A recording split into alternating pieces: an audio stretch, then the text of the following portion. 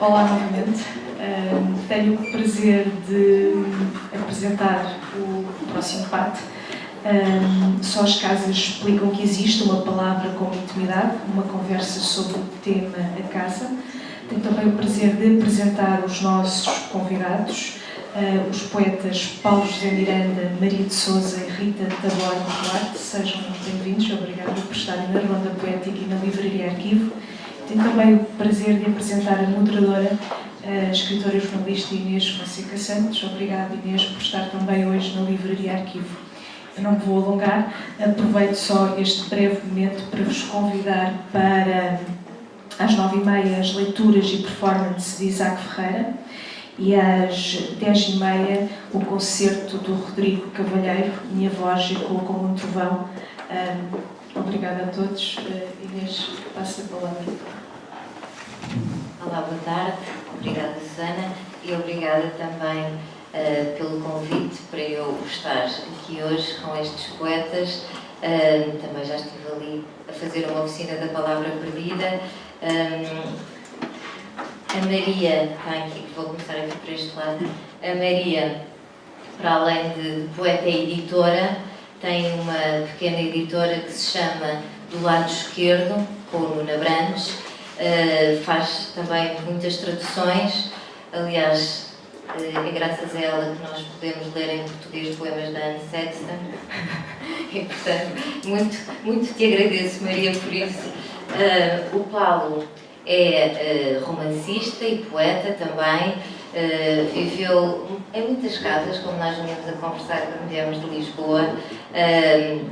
Hoje em dia é publicado pela Abismo, e tanto os romances como os poemas, e apesar de já ter vivido em muitas casas, hoje vive finalmente em Portugal, regressou. O Paulo ganhou o primeiro prémio Saramago e depois fugiu basicamente do país, andou pelo mundo e agora está de volta. A Rita Taboada Duarte, para além de poeta, escreve literatura infantil-juvenil e escreve também sobre livros. Dizer que a Rita é poeta e é autora de livros infantil-juvenis é quase dizer a mesma coisa, porque os livros da Rita, os de poesia e os para os mais novos, partilham o mesmo território, pelo menos o mesmo chão, e é da mesma forma que ela os escreve, no trabalho com a linguagem, no trabalho com a imaginação. Também dá aulas, mas hoje estão todos aqui na qualidade de poetas e obrigada por terem vindo. Eu começava pela antologia, vou começar pela antologia Casa. A Maria publica, a editora da Maria, do lado esquerdo, publica várias antologias em que reúne nomes, em que estão reunidos nomes de poetas, muitos das novas gerações, outros já mais velhos, como é o caso deste volume, e chama-se Casa, tem vários poetas, mais cerca de 40, não é? 42. E o que eu te queria perguntar, Maria, era por que razão achaste, tu e o Nuno acharam que este era um tema que justificava uma antologia? Há assim tantos poetas a escreverem sobre casas? Sim, eu acho que a maioria, há muitos que escrevem sobre casa e a nós interessa-nos já desde a primeira, nós já é a terceira antologia, queremos muito conhecer mais do autor, para além de divulgar poesia. Eu quero saber mais e transmitir aos outros mais sobre o autor. E acho que, falando como na primeira de música, na segunda de personagem e nesta de casa, que eu acho que todos os poetas gostam de falar de casa, que eu acho. E isso interessa-nos, enquanto leitores e enquanto editores. Tu tens aqui um poema teu também. A Maria tem vindo a escrever muito sobre espaços fechados. É uma das marcas, um dos temas de eleição da Maria, e este poema que aqui está nesta antologia não é exceção. Queres lê-lo? Pois são dois, exato. Falta luz a esta imagem de casa e a porta é só uma porta. Gostas mais desse? A porta é só uma porta, mas quarto a quarto vou fechando o mundo. É a minha história que conto. Boa noite. Boa noite. Amanhã conto o resto, se for capaz de me lembrar. A porta, aliás, é também um dos temas prediletos de muitos poetas. O Paulo, aqui há uns tempos enviou um poema que eu julgava que era um inédito, falha minha, porque foi o primeiro poema que ele publicou, ou seja, é o poema que abre o primeiro livro do Paulo. E eu se calhar começava por pedir para tu leres esse poema e depois então que nos falasses da tua relação com a casa na poesia. Boa tarde, obrigado por estarem aqui. Antes de mais, só duas pequenas correções. Eu já vivia na Turquia quando recebi o prémio José Saramago, portanto, eu não fui para lá depois, eu já vivia lá. Outra é que realmente este poema é não apenas do primeiro livro, mas é o meu primeiro poema. O primeiro que tu escreveste ou o primeiro que tu publicaste? E que escrevi. E que escreveste? Sim. Quer dizer, eu escrevi outras coisas antes, mas a partir do momento em que decido que a poesia é este primeiro poema. Chama-se precisamente A Casa. O vaso na casa. A terra úmida trazida do jardim. Acendo um cigarro, espero nascer. A rosa ou o sangue ou o dia. Ocupo os olhos através da janela, nas árvores sem nada, pobre, enraizadas no outono. O silêncio de quando em quando ilumina a casa. O corpo, só de o pensar, mexe. Agito as mãos como se agarrasse um piano. A janela ensina que o mundo se revolve lentamente. As amoras abeiradas do muro delimitam o espaço que a voz alcança. O vaso alimenta uma solidão pequena. Acaricio pela cor fresca do barro. Ainda ontem reparti a ternura com as laranjeiras que trouxe do poço para a casa. Com os passos vem alguma lama. Os pássaros mais fiéis pousam no parapeito da janela. É como se perguntassem, então, a terra ainda é só terra? O vaso permanece no silêncio, não arreda. Acompanha a casa, acompanha o corpo. Saio para os cogumelos nas traseiras. Fazem parte da sombra da casa, dos ruídos de vida dos insetos. As pinhas, abertas sobre o musgo, acendem a lareira. O vaso não arreda, nem com lume. Vem a noite. A janela é só sombras e gritos. Para lá do muro ao rio, ninguém me disse, ouço. Quando amanhã for dia, o sol me iluminará o monte.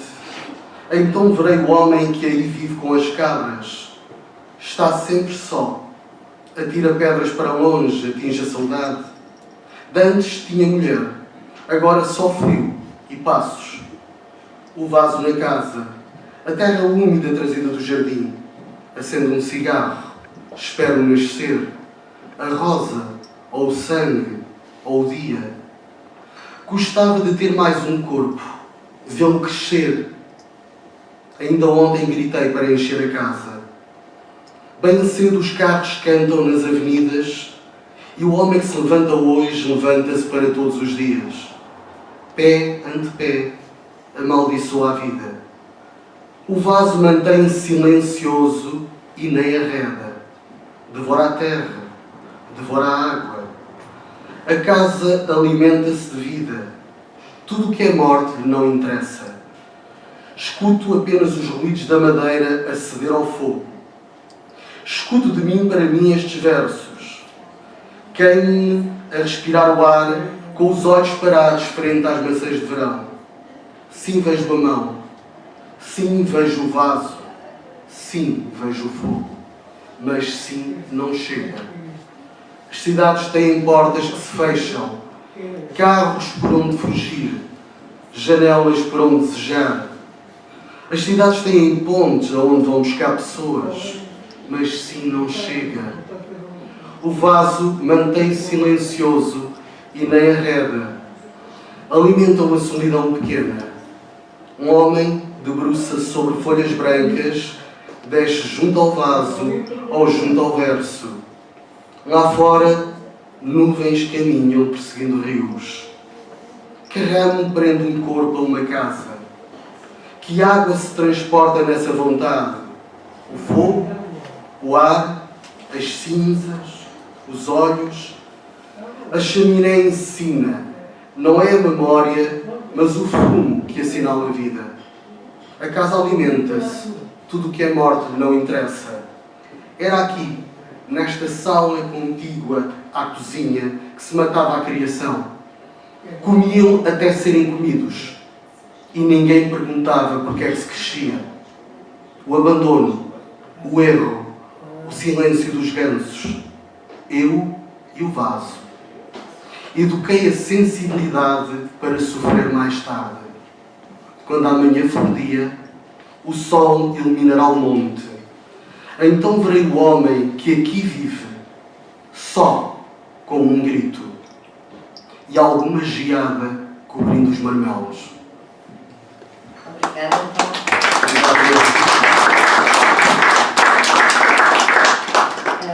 Há um título que eu gosto muito, que é de Manuel António Pina, do último livro de poesia de Manuel António Pina, chama-se Como se desenha uma casa. Tu começaste então por desenhar uma casa no teu primeiro poema. Tu que andaste, como hoje me dizias, que qualquer lugar, até um quarto de hotel, a qualquer lugar, até um quarto de hotel podes chamar casa. Aqui temos uma casa com outros contornos que está numa relação com o mundo e que se enche com os gritos. Porquê é que achas que isto foi um motivo para tu escreveres um poema? Eu escrevi isto a partir de uma composição de piano do amigo meu. E ele enviou uma composição e eu escrevi. E, claro, a composição e a música não tem palavras. Faz com que tu, primeiro do que tudo, eu como fui músico, primeiro que tudo escuto aquilo com ouvidos de músico e depois escuto aquilo com outros ouvidos, daquilo que já não está propriamente a ouvir a música, mas a ir para lá da própria música, do que ela te sugere. E aquilo levou-me à minha infância, levou-me a um lugar onde cresci, e foi como se aquela música, aquela composição feita por aquele meu amigo me tocasse, me fosse o toque que eu precisava para me ligar àquilo que havia de mais íntimo. E eu acho que a casa onde crescemos é das coisas mais íntimas que há. Porque a casa não é apenas a casa. E como podem ver, a casa, portanto, era uma quinta. Eu não nasci num hospital, nasci numa casa, nasci em casa, nasci numa quinta. E portanto, as árvores, os riachos, tudo isso fazia parte da casa, não é?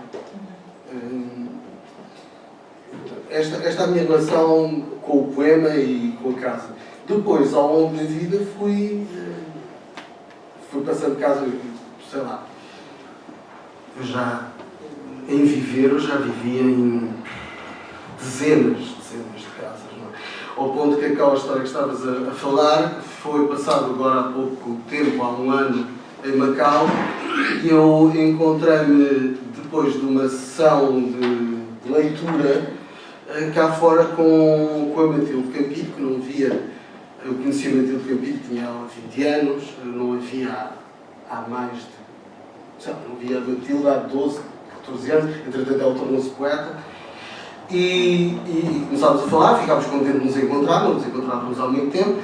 E eu ia jantar com um amigo meu, que eu também já não estava em Macau há muitos anos e tinha saudades de ir àquele restaurante, e convidou para vir connosco. E ela diz: eu tenho primeiro de passar no hotel, e perguntei-lhe: tu não tens que ir lá? Não, eu já passei por casa. E ela vira-se: já passaste por casa? Quer dizer, tu ao fim de 2 dias no hotel já te chamas casa? E eu disse: realmente não tinha reparado nisso, mas tenho esta facilidade de chamar casa aos lugares onde fico, onde vou ficando, realmente. Porque já houve uma altura na minha vida que eu não sabia onde acordava. Eu dormia tanto em tantos lugares diferentes que os primeiros meses ao acordar eu tinha fazer um exercício para saber onde é que eu estava. E, portanto, perdi a noção de casa foi sendo muito diferente da noção de casa deste poema, da noção de casa onde eu cresci. Tornou-se algo, enfim, mas sempre um limite extremo entre alguma interioridade, entre algum lugar onde tu te sentes seguro e o exterior, não é? Rita, tu estavas muito preocupada porque me dizias que não tens poemas sobre casas, mas a verdade é que eu acho que tens alguns, até porque o Paulo agora falava da infância enquanto casa, e o teu último livro, Rupturas e Ligamentos, fala de amor, e o amor também pode ser uma casa. O amor e o desamor. Não é? Podemos ser arrancados dessa casa e transpostos para outra. Bom, boa tarde. É verdade, eu estava um bocadinho preocupada porque não tinha poemas expressamente. Depois lá descobri alguns no meu primeiro livro. Tenho um poema sobre, de facto, a casa onde eu vivia, a rua onde vivia, essa ligação de uma mudança feita em casa, de uma casa com modo de saída. E quando a Inês me falou do tema, curiosamente, aquilo que imediatamente me lembrei não foi da casa propriamente como um espaço físico, mas como, um pouco como o Paulo estava a dizer, esta diferença entre um estar fora e um lugar de proteção, mas também um lugar de ruína. E descubro que em alguns poemas, também nesse, é um livro mais de rupturas do que de ligamentos, é um livro de ruínas também, que fala de alguns espaços de casa. O quarto, por exemplo, é muito citado nesse livro, mas a ideia de casa que me surge é um espaço de transição, um espaço dentro que protege lá de fora, mas também pode estar em constante ruína. E um dos poemas de que me lembrei, não há um poema meu, mas depois posso ler um poema meu, mas gostava de ler um poema de Nemésio, que foi exatamente o primeiro poema de que me lembrei para falar deste tema. É um poema de Vitorino Nemésio que se chama Casa do Ser, e é parte daquela epígrafe, especialista da Griana que sabe disso, mas da linha Casa do Ser. E diz-nos Nemésio neste poema: língua, casa do ser que lá não mora, e se chama, não está por morador, que só em nós o verbo se demora, como sombra de sol e eco de amor. Abrigo sim, porém, sem teto fora, de torre ou porta, os muros no interior. Assim, a casa essente rompe a aurora, para se incendiar com o sol pôr. É à noite o seu rápido alicerce, enquanto casa que não ser, é que nem isso é, e eu dizer, no hábito verbal que corta cerce, a estiva do jardim da casa etéreo, mensageiro de fogo, pode ser. E é um bocadinho, se calhar a linguagem, é um bocadinho esta nossa casa como uma forma de proteção do mundo, uma forma também de resistirmos em relação ao mundo, mas também é aquilo que nós assistimos como algo que constantemente a ruir. Acho que é um bocadinho isso que vejo. Depois descobri, não sei se não neste livro de Rupturas e Ligamentos, embora também haja a questão do amor da presença, mas em alguns poemas do próximo livro em que estou a falar de maternidade. Vais-nos ler inéditos. Vou. É um privilégio. Por acaso não é inédito porque já saiu numa revista agora. Não saiu já não sei, Mas é na livro, Cidade nunca Boa, saiu. não, isso é no próximo livro. E são poemas sobre as mães, e a ideia de casa também está aqui muito presente como metáfora e como casa realmente. Se calhar passava a ler este poema para me livrar rapidamente do tema difícil. Bom, e é o segundo poema desta secção que se há de chamar Quando a Mulher se Transformou Mãe, um pouco em diálogo com a Luísa Neto Jorge, que tem casas belíssimas em poema, também me trouxe aqui, e é o segundo poema sobre a mãe. E começa assim: demasiado céu por cima destas casas, quando a noite se abate nas paredes e as cigarras entoam um canto líquido, escavando fissuras na solidão noturna. O sol devolve ao céu a escuridão e tudo então é sólido. As areias, o mar, esta saudade compacta esboroando as paredes como uma era negra. Há muito que o telhado deu de si sob a noite rígida. Há demasiado céu sobre estas casas e só as mães, cheias de sede, se recolhem ainda nos escombros, respirando a caliça, murmurando rezas pelo regresso do sol no derrame do dia. Só as mães ficam embalando os destroços, enquanto roem, mesmo até ao osso, as ruínas da saudade. E é um pouco esta ideia de casa que resiste em mim, não casas específicas, não casas de memória, mas esta ideia de casa como proteção, mas algo que está sempre em risco de ruir. Como a nossa linguagem, não é? Como a poesia. Foi bem? Não sei, ainda voltei. É curioso dizeres isso porque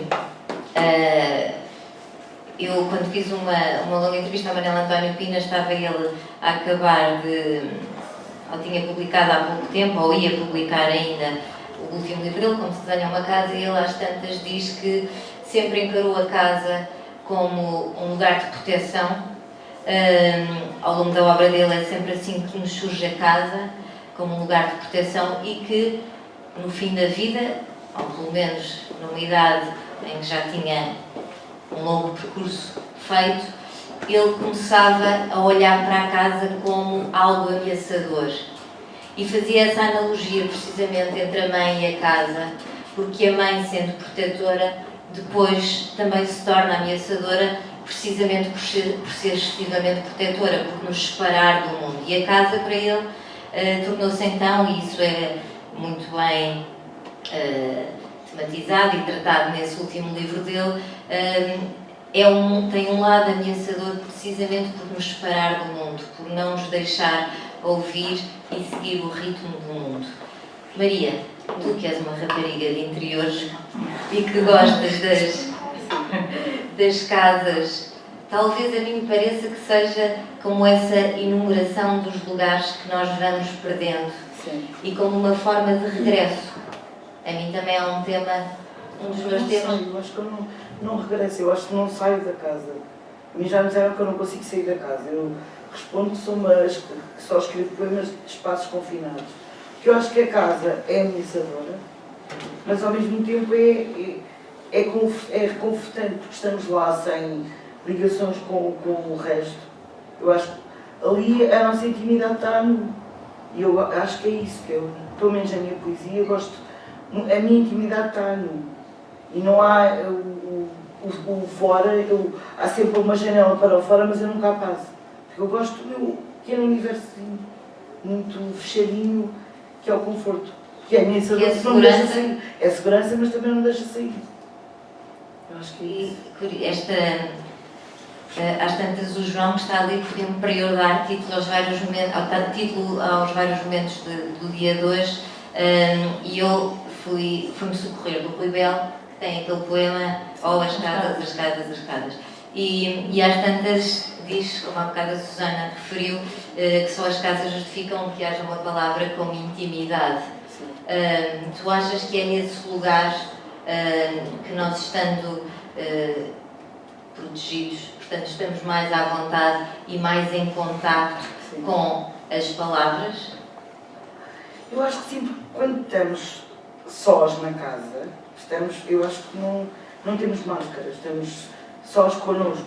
Uhum. E acho que E essa solidão é essencial, porque há muito Sim. aquele mito do poeta fechado numa cave, que nós saímos, de facto, de casa, e na vida real. Mas o que eu escrevo não sou eu. Sim, claro. Mas estou Sim. no momento da Sim, escrita, sim. essa solidão é essencial. O momento de escrita, eu curiosamente não escrevo em casa. Eu só escrevo Pois, no porque café. eu sei a tua tendência para ir para o café Vou para e veres Sim. e teres Eu essa- não isolo-me, eu acho que faço uma casa no café, porque eu gosto do ruído do café, mas consigo me abstrair mais do que estando em casa. Em casa há sempre família, há sempre coisas para fazer. Ali estou no meu momento, na minha casa da escrita, pronto. É a casa onde eu escrevo, é uma mesa de café, com cafés e o ruído à volta. Faz um bocadinho de paredes. A ideia, Paulo, de os livros poderem ser casas que nós habitamos, e pergunto-te isto porque pergunto aliás a todos, mas agora dirijo-te a primeira pergunta a ti, todos os poetas, todos os escritores são, antes de mais, leitores, e é assim que se formam. E há também essa ideia dos livros enquanto casas, lugares que nós habitamos e por onde passamos e onde vivemos temporariamente. Tu habitas os livros ou és tu a casa dos livros que lês e que escreves? Bom,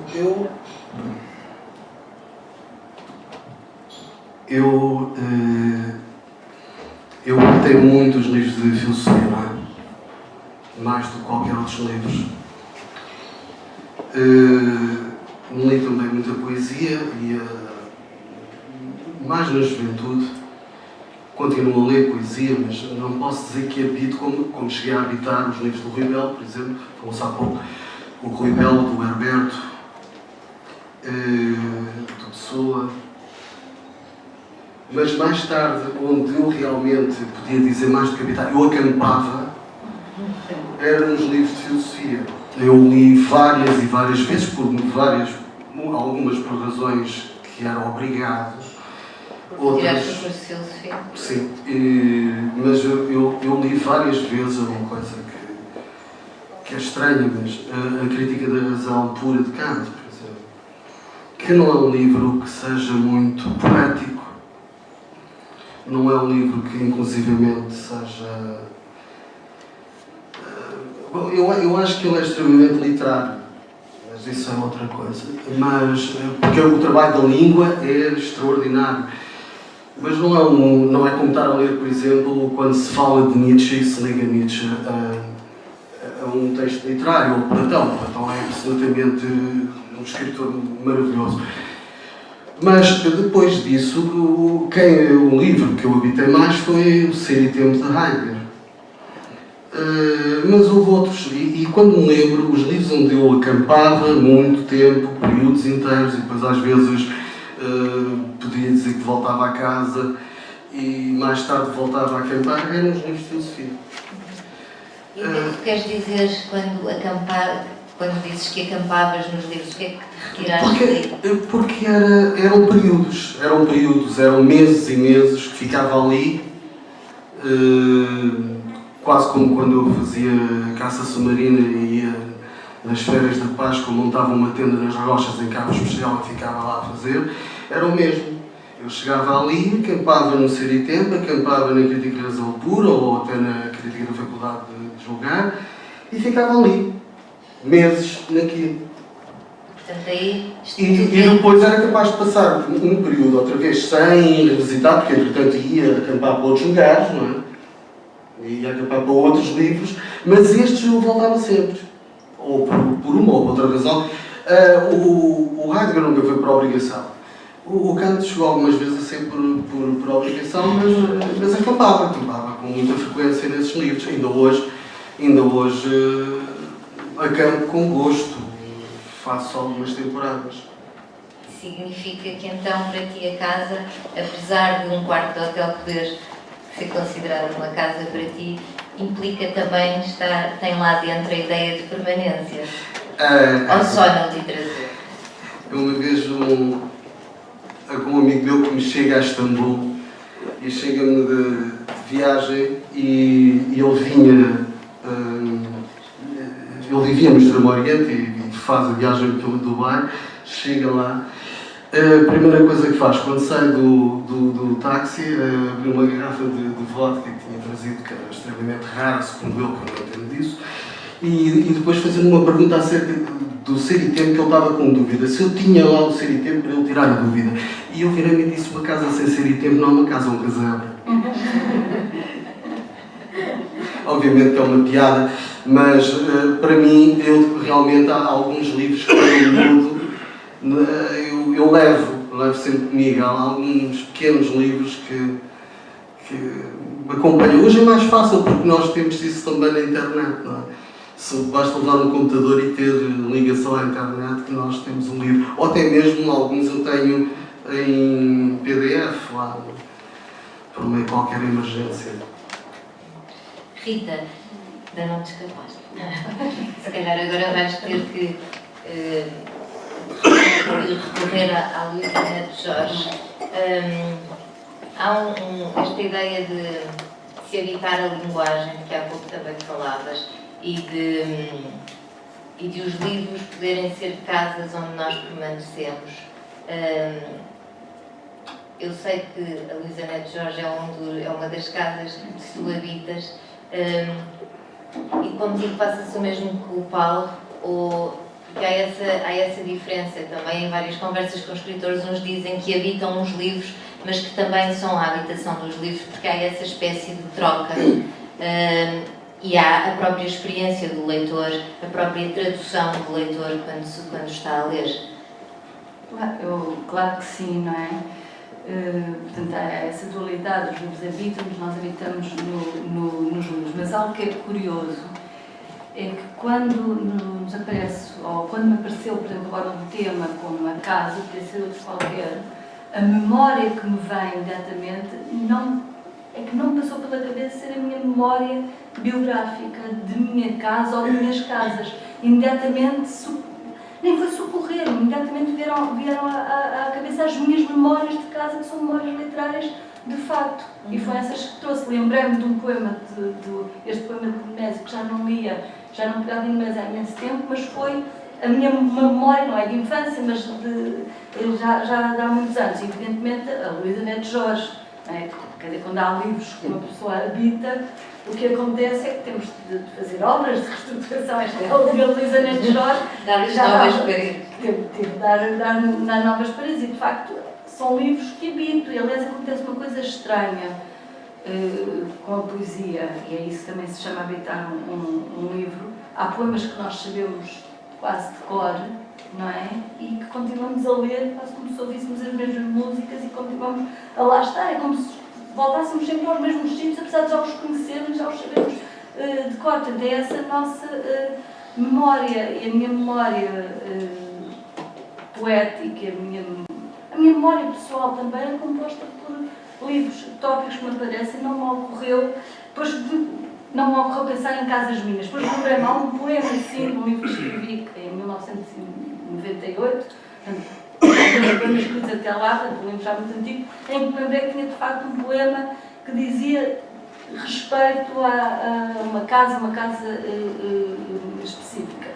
De facto, as minhas memórias não foram as casas em que eu vivi, mas são as casas em que eu vivi nos livros. E são essas casas que a Sofia também, e evidentemente a Luísa Neto Jorge. Não nos queres ler esse poema? Não, podes ler o da Não Luísa posso também, ler, mas o então. teu. Até porque esse teu livro já não se deve encontrar. Não se encontra em lado nenhum, da Black Sun. Posso ler, não sei se é um poema assim tão... Já estás a renegar a obra? Não estou, porque eu gosto deste livro ainda, aliás, é um livro mesmo muito antigo. É este. Estamos nos primeiros poemas, já ouvimos Nos primeiros poemas. Isto é um poema de 97, 8 de maio de 97, não sei em que datava poemas. Chama-se O Encadernador e tem de facto uma história, porque é uma rua que chamava-se Rua Neri Delgado, uma zona de Lisboa, em que uma rua estreitinha, em que eu via um senhor do outro lado da rua e sempre achei que ele era um encadernador, não era nada, mas vi-o do outro lado da rua e sempre achei que ele estava a encadernar livros. Chama-se O Encadernador 1, é uma sequência com vários poemas. Neri, Rua, Delgada demais para o autocarro laranja do cotidiano chão, 16, segunda à esquerda. Não haverá razão ao dizer o assíduo encadernador de livros, mais noturno que notivo, notchero, constará Lorca, suponha, do pano, na cola, tesouro, bisturi, da operação delicada, trajaram este só, Federico Garcia, mas a Guarda Civil. Hoje é dia de Lorca, das íntimas varandas, indiscreta ponte sobre a rua enxuta, a lombada não se vê, mas já se escuta o inequívoco quebrar da página, no crepitante desfazer do pó. E é curioso que é sobre a casa, que é sobre uma rua que se vê de uma janela, mas continua a falar de livros. No fundo, Do outro tipo de construção. Supostamente, o encadernador, que não era um encadernador, estaria a vestir como este está a vestir o Lorca. Então lemos logo, lemos agora a Luísa, por favor. Isto é injusto, Não é nada, um porque é poema. um belo poema. Mas ler um poema meu, quase de infância, e depois ler a Luísa, isto é... Bom... Os poetas são sempre muito modestos. Este. Vou ler o segundo poema, então, desta sequência intitulada As Casas. Prometeu ser virgem toda a vida, desceu persianas sobre os olhos, alimentou-se de aranhas, umidades, raios de sol oblíquos. Quando lhe tocam, quereria fugir. Se abriu uma porta, escondeu o sexo, ruiu, num espasmo de verão, molhada por um sol masculino. E este é destes poemas aquele que mais me impressiona. E, de facto, a minha ideia de casa como ruína tem muito a ver também com este texto. Maria, voltando aqui a esta antologia, leste-nos um poema teu. À medida que ias recebendo os poemas, porque esta editora, a editora da Maria, do lado esquerdo, reúne sempre nas suas antologias vozes muito diferentes. E é curioso porque eu recebo sempre as vossas antologias, que colaboro normalmente, e achei esta muito impressionante desse ponto de vista, por termos escritores de diferentes gerações e também porque todos têm um entendimento muito particular da casa. E houve uns que me marcaram, por exemplo, não conhecia a poesia da Ana Bessa Carvalho e gostei imenso destes poemas. Aliás, estive durante não sei quanto tempo a partilhá-los no Facebook, se bem te lembras. Conforme vocês iam recebendo os poemas, o que é que tu ias sentindo que havia pontos que os uniam ou que havia mais vozes dissonantes do que propriamente concordantes em relação a este tema? Alguns sim, alguns têm muito ponto de encontro, mas era muito engraçado porque eu achava que estavam a abrir a porta para a intimidade deles, era de género, sejam bem-vindos, aqui estou eu, e são vozes muito diferentes, e a mim interessa nisso que as antologias, eu e o Nuno gostamos de as fazer como leitores, e aqui tentamos cada vez mais antologiar autores que nos emocionam. E destes, eu sei que é injusto pedir-te para escolher um destes poemas. Nós podemos ler. Não queres ler? Então tem que ser curto. Então tem que ser curto. Pronto, deixa-me ver aí. Para além do teu que já nos leste, Depois os meus. tens aqui os do Bruno Belo, que tem dois versos, não é? Sim, mas um bocadinho. Posso ler isto que eu gosto muito da Inês Lourenço? Claro. Morada. E há muito habito, uma casa de palavras, onde cabem todas as moradas que tive desde o meu nascimento. Esta casa tem inúmeras assoalhadas com portas sempre abertas, a todos os sentidos, com todos os sons e todas as cores, e também com todos os silêncios e todas as sombras. Esta casa atravessa as idades e as línguas, e antes de ser letra gravada ou impressa, foi apenas uma boca de trova ou invocação da chuva. Esta casa continua possível depois de Auschwitz, porque ela contém todas as mortes e todas as vidas, todos os amores e ódios, e continuará possível como um antiquíssimo corpo celeste que explode e se renova. Obrigada. É curioso, deixa-me só confirmar aqui uma coisa. Exato. Nesse poema é aquela velha questão de se a poesia é possível depois de Auschwitz, e aqui a poesia também surge enquanto a literatura, enquanto casa, que continua possível. Eu sei que estou sempre a falar de Manuel António Pina e peço desculpa por isso, mas este tema presta-se só para fazer uma última ronda de perguntas, que será a mesma para todos e vocês responderão como quiserem e pela ordem que quiserem.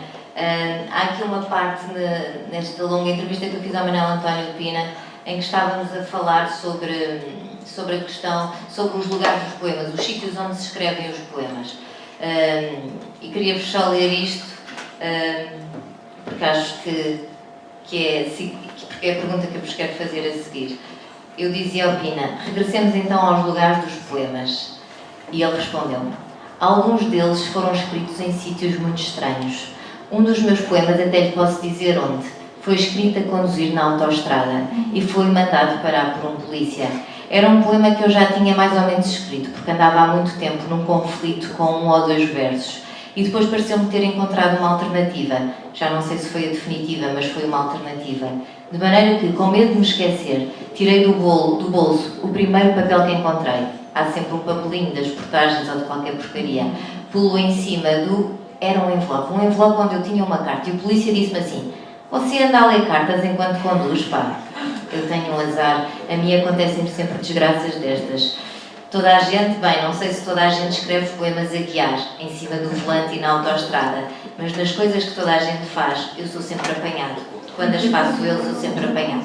E de maneira que, pelos vistos, ia um polícia da Brigada de Trânsito atrás de mim, na altura não era Brigada de Trânsito, era Polícia de Intervenção em Trânsito, e mandou-me parar. Mas foi muito simpático. Eu ia a caminho de Viseu, onde dei aulas. E depois às tantas acrescenta: sabe que os sítios em que os poemas são escritos, isto parece uma glotada e em parte é, os poemas são escritos nos próprios poemas. O sítio físico dos poemas, onde o próprio poema é escrito, onde o poema é escrito, é o próprio poema. E é isso que eu vos queria perguntar. Em que lugar, já que estamos a falar de casas, a Maria há bocado falou de um sítio que é o café, portanto, que tem a ver com esta história de escrever no carro, mas depois esta ideia de o poema guardar em si as suas próprias circunstâncias, e é evidente que há circunstâncias geográficas, mas muitas vezes essas circunstâncias geográficas são as que menos interessam. Qual é que vocês acham que é o lugar onde se escrevem os poemas? Onde nós escrevemos, onde vocês escrevem os poemas? Eu não tenho. Bom, eu sei que há lugares onde não. Cidades onde eu não escrevo. Eu vivi. Uma das cidades que eu mais gostei de viver, eu vivi lá há 2 anos, foi em São Paulo. Eu adorava e adoro aquela cidade. E eu não escrevi um único poema sequer, um único verso em São Paulo. Em São Paulo não vi sequer, não escrevi. Escrevi muito lá, mas não escrevi poesia, por exemplo. E porquê é que achas que isso é? Contrariamente, eu noutra cidade que eu não gostava, eu escrevi bastante poesia. Mas não tem a ver com isto, não tem a ver com eu não gostar do lugar onde eu escrevo, não, porque em São Paulo também escrevi, não escrevi foi poesia. Lisboa não é uma cidade que eu gosto particularmente, vou-me reconciliando com ela, não é por acaso que eu vivi 15 anos fora de Portugal, e eu às vezes escrevo poesia lá. Mas realmente não, há lugares, eu não sei, eu acho que eu escrevo melhor completamente isolado no meio dos bichos, sabes? Isso aí é o que me parece. Eu lembro que escrevi muito bem quando vivi no Mar Morto, na Turquia, na parte do Mar Morto da Turquia, completamente isolado, numa quinta enorme.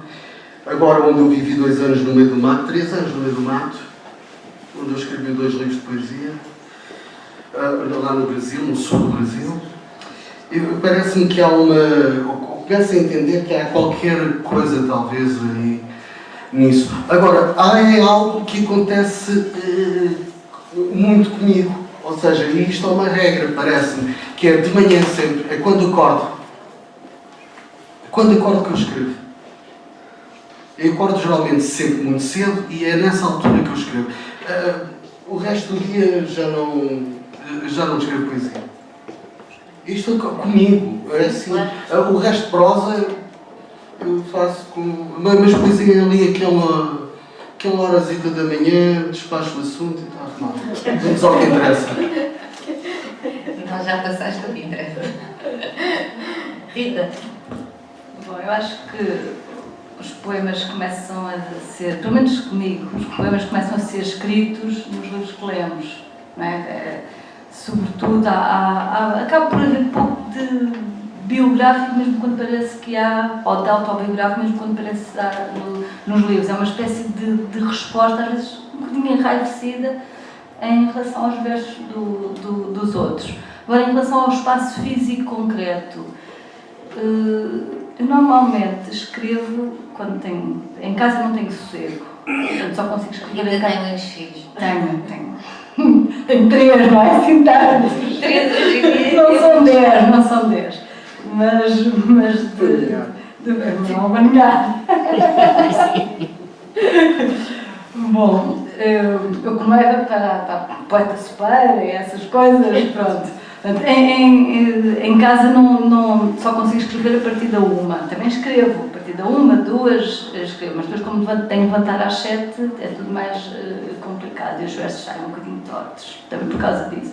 Mas escrevo particularmente quando tenho sossego e normalmente na casa dos livros, na biblioteca da Faculdade de Letras, de onde já saí há muitos anos, continuo quando consigo a ir para lá, fingir que trabalho e que faço coisas importantes, mas é lá que normalmente, quando consigo, escrevo.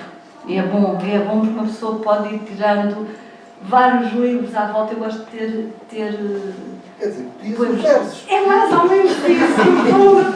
É uma tentativa de copiar o verso alheio, ainda não consegui. Está tão maltratada a Luísa Neto Jorge, não consegui, mas é uma tentativa de copiar o verso alheio, pelo menos andar ali num braço de ferro, sim. Acho que sim mesmo. Maria, e tu? Já nos falaste do café? O café ou a minha casa a partir da manhã, quando há silêncio. Mas aí esse não é escrever, é mesmo tratar os poemas, olhar para eles e ver o que é que está ali a mais, passá-los para o computador, porque eu uso caderninhos e não sei o quê. Em casa é isso que faço, de resto é só café. E o sítio que não é físico, ou seja, lembro-me também que nessa conversa com a Pinela às tantas vezes, eu não sei se há de facto um sítio onde os poemas sejam escritos, mas depois falava do corpo do poeta. Dizia que os poetas, até se pode dizer que o poema foi inscrito ou escrito no corpo, onde quer que seja, do próprio poeta, ou na cabeça, ou no coração, ou no estômago. Eu escrevia muitos poemas no estômago, cheguei a pensar muitas vezes que o coração fosse no estômago, porque esta parte aqui, e apontou para a zona do estômago, acho que é a parte mais sensível, exato, é o centro, é onde dói as ansiedades, as aflições, as euforias, não é? É mais na barriga. O coração, desse ponto de vista, é na barriga. Sim, eu tento escrever com a barriga, não sei se consigo, mas eu tento que a minha escrita seja uma espécie de murro no estômago, assim, mas não sei se consigo. Isso era o que eu queria. Sim, escrever também é tentar, sempre todos a tentar chegar a um lugar qualquer, talvez uma casa. Obrigada a todos. Já estamos em cima das 8 horas, temos que terminar esta conversa. Foi muito bom conversar convosco, como sempre. Obrigada também pela vossa presença.